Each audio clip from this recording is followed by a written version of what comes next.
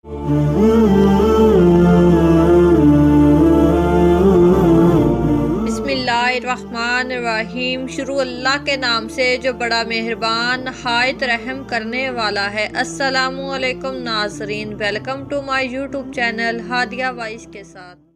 प्यारे दोस्तों, आज हम बात कर रहे हैं एक ऐसी नबी की जिन्होंने शेरों के साथ जिंदगी गुजारी थी और जब इन्हें आग में डाला गया तो आग ने इन्हें मामूली सा भी नुकसान नहीं पहुंचाया। हजरत दानियाल अलैहिस्सलाम की विलादत पुख्ते नसर की बादशाही के जमाने में हुई। हजरत दानियाल अलैहिस्सलाम अल्लाह तबारक तआला की तरफ से बनी इसराइल की तरफ भेजे गए नबिया में से एक थे, यानी हजरत दानियाल अलैहिस्सलाम बनी इसराइल के भी थे, यानी बनी इसराइल में बैतुल मुकद्दस में पैदा हुए। हालांकि कुरान पाक में इनका नाम के साथ जिक्र नहीं किया गया है, लेकिन कुछ हदीस और इस्लामिक रवायात है जो इनके बारे में तफसीलात फराहम करती है। बाज मुस्लिम रवायात के मुताबिक हजरत दानियाल अलैहिस्सलाम ने बाबुल में तबलीग की और लोगों को खुदा की वहदानियत की याद दिलाई। हजरत दानियाल अलैहिस्सलाम जब पैदा हुए तो इनके वालिदैन बड़े ही खुश थे, लेकिन इनकी ये खुशी ज्यादा दिन तक ना रह सकी, क्योंकि इस जमाने में मुल्क में अजीब हालात पेश आए, क्योंकि मिस्र के एक बादशाह ने यहूदा के बादशाह के साथ जंग का ऐलान कर दिया, जो कि दानियाल अलैहिस्सलाम शराफजादों में से थे,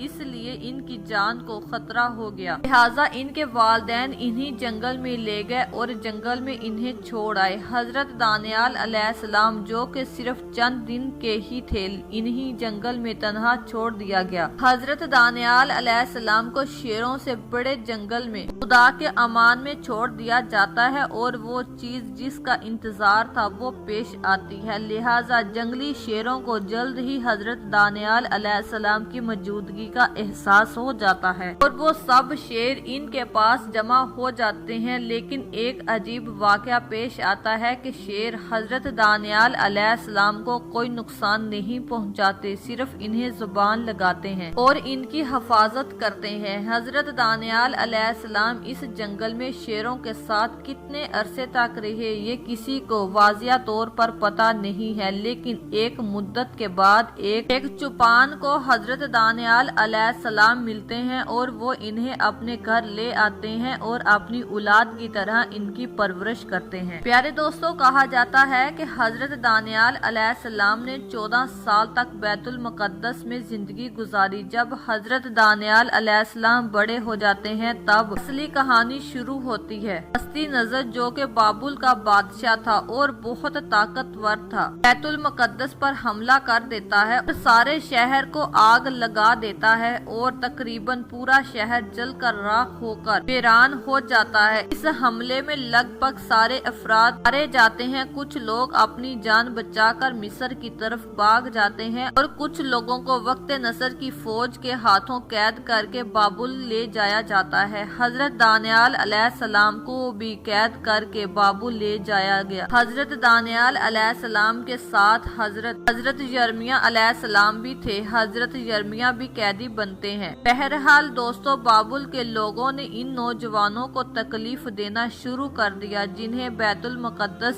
से कैदी बनाकर लाया गया था। लिहाजा बाबुल के लोग बाबुल के बादशाह नसर के पास आए और इन नौजवानों की शिकायत करने लगे। इन्होंने कहा कि ऐ बादशाह, आप इन लोगों को यहाँ पर लाए हैं, इनकी वजह से हमारी बीवियां हम पर तवज्जो नहीं देती और इनका सारा होशो हवास इन जवानों पर है। लिहाजा आप या तो इन लोगों को बाबुल से बाहर कर दें और या इनको कत्ल कर दें। मुख्ते नसर इन लोगों की बात सुनकर कहता है, आप लोगों को जो कुछ करना है इनके साथ कर सकते हो, मेरा इस बात से कोई ताल्लुक नहीं है। इसके बाद पुख्ते नसर सब जवानों को शहर के मैदान में जमा करता है। इस वक्त तमाम जवान अपनी आखिरी सांस गिन रहे होते हैं। तभी पुख्ते नजर कहता है कि रुक जाओ, मुझे वो 4 जवान चाहिए, इन्हें आजाद कर दो। लिहाजा वो 4 जवान आजाद कर दिए जाते हैं और बाबुल के लोग बाकी तमाम जवानों को कत्ल कर देते हैं। इन 4 जवानों में हजरत حضرت دانیال علیہ السلام اور حضرت یرمیہ علیہ السلام بھی تھے۔ اس کے بعد پختہ نظر ان نوجوانوں کو اپنے محل میں لے آتا ہے اور اپنے وزیر کو حکم دیتا ہے کہ ان جوانوں کو اپنے پاس رکھو اور ان کا خیال رکھو اور انہیں ضروری ٹریننگ دو تاکہ مستقبل میں ہم ان سے کام لے سکیں، اور انہیں اچھا کھانا کھلاؤ اور خاص شراب پلاؤ۔ لہٰذا وزیر ان 4 جوانوں کو ساتھ اپنے لے آتا ہے اور بادشاہ کے حکم کی تعمیر کرتا ہے، خاص طور پر ان جوانوں کے کام کی نگرانی کرتا ہے۔ لیکن حضرت دانیال علیہ السلام اور دوسرے جوان حضرت موسیٰ علیہ السلام کی شرائط کی پیروی کرتے تھے اور سبھی حرام چیزوں سے پرہیز کرتے تھے جو کہ ان کا مذہب میں جائز نہیں تھا۔ وزیر ان ساری چیزوں کو دیکھتا ہے اور اس پرہیزگاری کو قبول نہیں کرتا اور ان سے کہتا ہے کہ اگر بادشاہ کے حکم کے مطابق تم لوگ کھانا نہیں کھاؤ گے اور 3 سال کے بعد بادشاہ تمہیں کمزور دیکھے گا تو اس کی سزا کا خمیازہ مجھے بھگتنا ہوگا۔ حضرت دانیال علیہ السلام وزیر سے کہتے ہیں کہ تم پریشان نہ ہو، ہم لوگ بہت اچھی نظر آئیں گے، مطلب تندرست نظر آئیں گے۔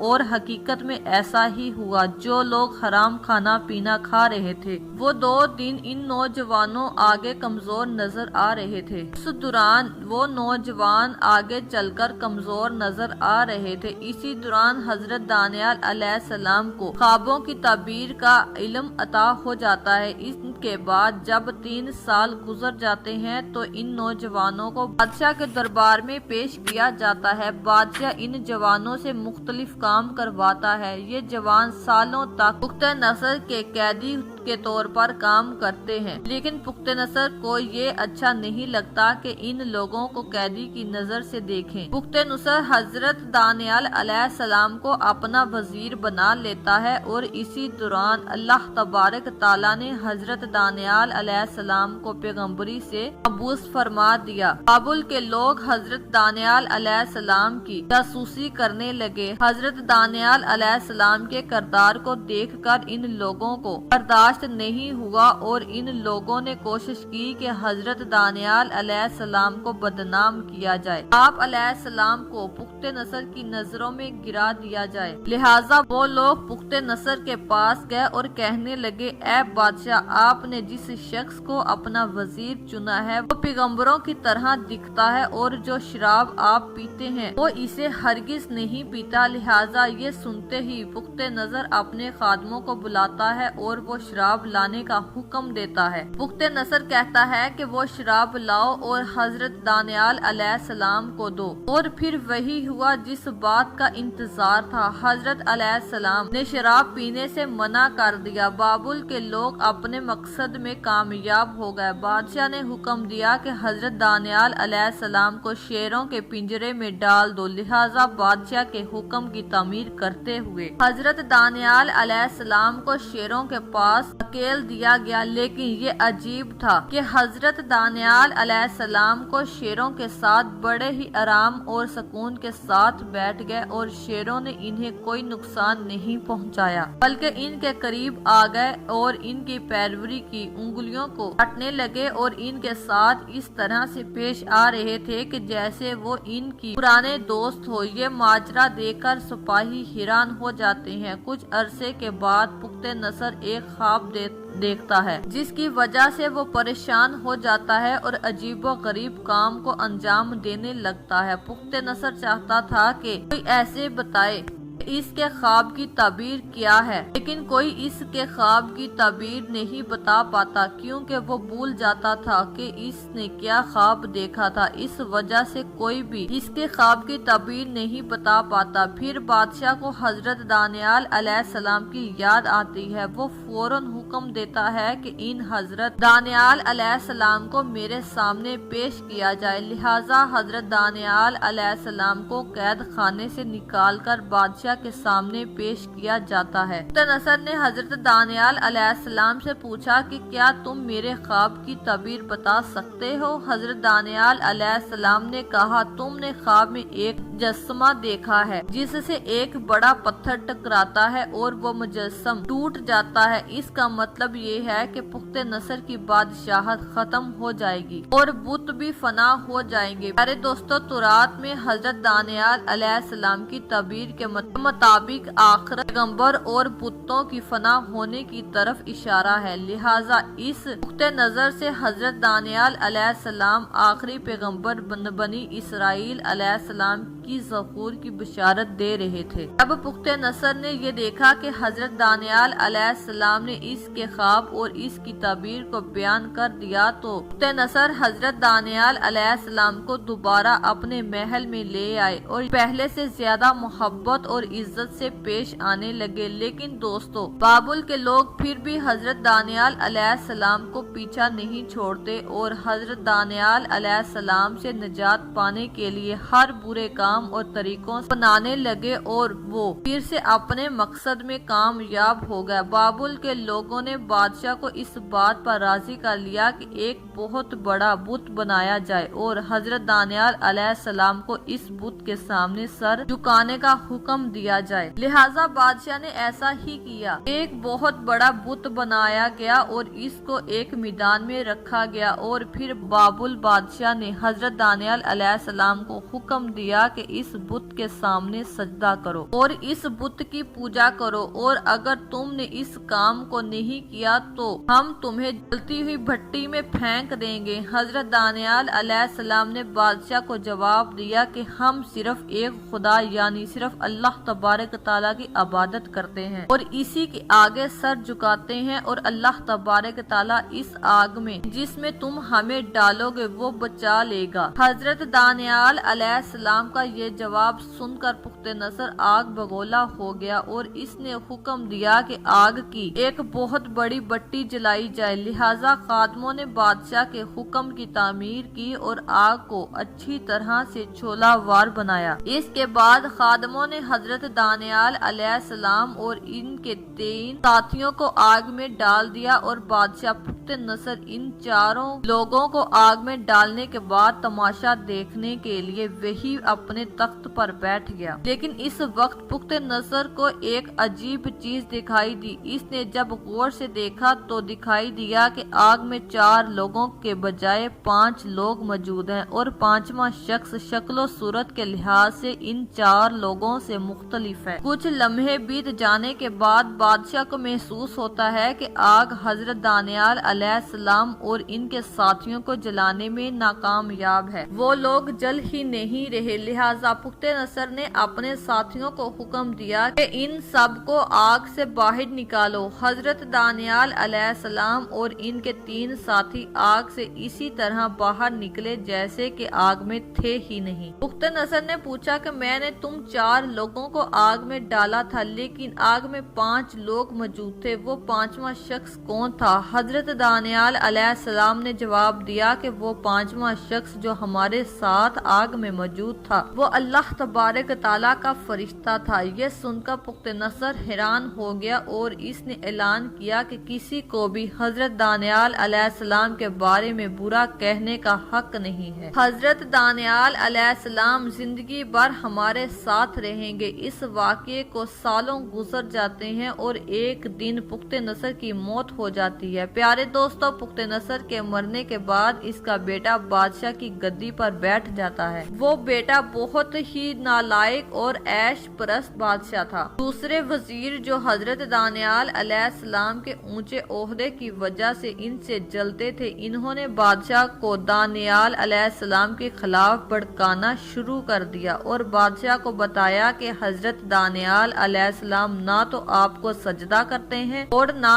ہی وہ بابل کے سلطنت سلطنت کے خیر خواہ ہیں، وہ تو یہ کہتے ہیں کہ بہت ہی جلد بابل کی سلطنت کا خاتمہ ہو جائے گا اور اس خدا کی حکومت قائم ہوگی۔ لہٰذا بادشاہ نے آپ علیہ السلام کو بابل اور انہی شیروں کے سامنے قید خانے میں ڈال دیا۔ جب حضرت دانیال علیہ السلام نے شیروں کے سامنے خود کو بے بس پایا تو آواز لگائی کہ اے خدا، میں مدد مانگتا ہوں اس خدا سے کہ جس کے سامنے یہ شیر بھی اپنا سر جھکا لیتے ہیں۔ اللہ تبارک تعالیٰ کی قدرت سے شیروں نے آپ کو کوئی نقصان نہیں پہنچایا۔ بعض روایات کے مطابق قید خانے میں ایک فرشتہ یعنی حضرت جبرائیل علیہ السلام نازل ہوئے اور شیر انہیں دیکھ کر سہم گئے۔ دوسرے دن جب صبح ہوئی تو لوگوں نے آپ کا حال جاننے کے لیے قید خانے میں جھانکا تو دیکھا کہ حضرت دانیال علیہ السلام قید خانے کے اندر صحیح سلامت موجود ہیں اور شیر ایک کنارے بیٹھے آرام کر رہے ہیں۔ یہ دیکھ کر لوگ سمجھ گئے کہ آپ علیہ السلام ایک نیک اور پرہیزگار شخصیت ہیں، لیکن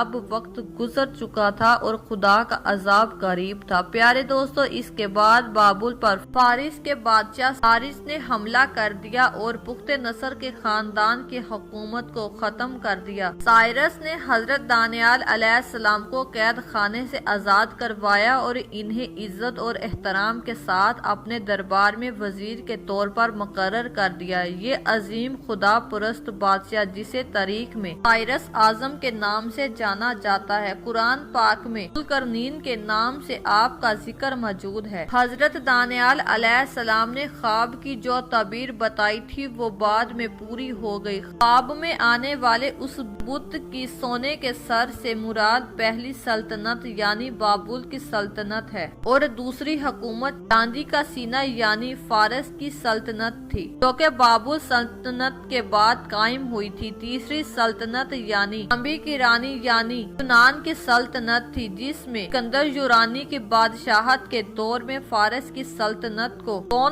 ڈالا تھا اور کچھ لوہے اور مٹی کی ٹانگیں یعنی چوتھی سلطنت روما یعنی روما امپائر تھی، جو کہ بعد میں دو حصوں میں بٹ گئی، ایک مشرقی سلطنت جس کا پایائی تخت سلطنت تھا اور دوسری مغربی سلطنت جس کے پایائی تخت اٹلی تھا۔ یہود و نصارہ میں سے کوئی بھی اس پر ذرا بھی شک نہیں کرتا کہ ان چاروں سلطنتوں کے زوال کے بعد ایک سب سے بڑی حکومت قائم ہونی تھی، جو کہ آسمان کے خدا کی حکومت ہوگی اور سب سے بڑی عظیم اور دنیا میں انصاف قائم کرنے والی ہوگی۔ اہل کتاب حضرت عیسیٰ علیہ السلام کے بعد بڑی بے صبری سے اس عظیم خدائی سلطنت کا انتظار کر رہے تھے۔ یقیناً وہ یہ جانتے تھے کہ وہ سلطنت آخری نبی کے ہاتھوں قائم ہوگی، جسے وہ ارکون یعنی امن کا بادشاہ کہتے تھے۔ آخر کار عرب کی سرزمین پر دو جہاں کے تاجدار نبی کریم صلی اللہ علیہ وسلم کی ولادت ہوئی اور خدا سلطنت قائم ہو گئی۔ تمام بت پرست تہذیب اور سلطنتوں کو آپ صلی اللہ